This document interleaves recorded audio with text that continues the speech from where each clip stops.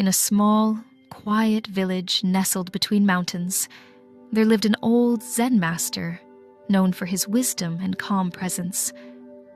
People from far and wide would come to seek his advice.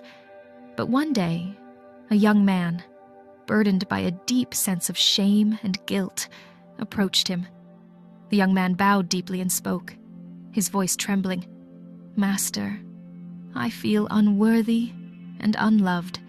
Every time I meditate, I am overwhelmed by shame and guilt. I can't find peace, only pain. What should I do?" The Zen master looked at the young man with gentle eyes and smiled softly. "Come with me," he said, leading him to a nearby pond. The pond was calm, reflecting the clear sky above, but it was surrounded by jagged rocks and thorny bushes.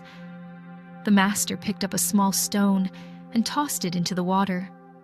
Ripples spread across the surface, disturbing the stillness. "Look at the water," said the master. "What do you see?" "I see ripples, master," the young man replied.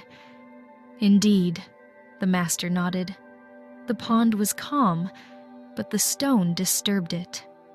These ripples are like the painful memories and feelings in your mind. When you meditate, you see them clearly, and they seem overwhelming." The young man watched as the ripples slowly faded and the water returned to its calm state. "But how do I make the ripples disappear faster?" he asked. The master chuckled softly and sat on a nearby rock. "You cannot force the water to become calm, just as you cannot force your mind to be at peace. The ripples will settle on their own if you do not stir the water further."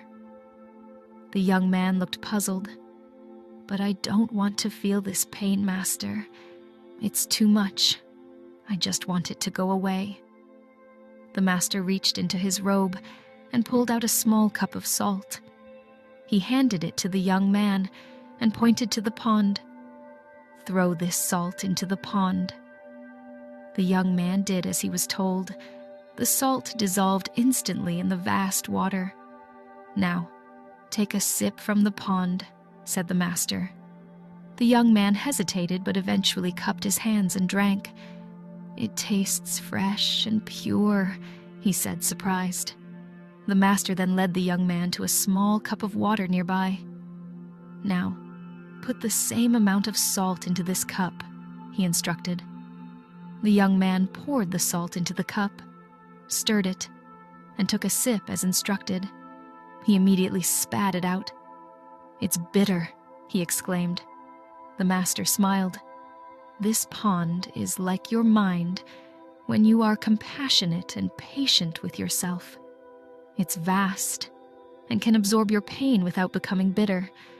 But when your mind is like this small cup, narrow, self-critical, and full of judgment, the same pain overwhelms you."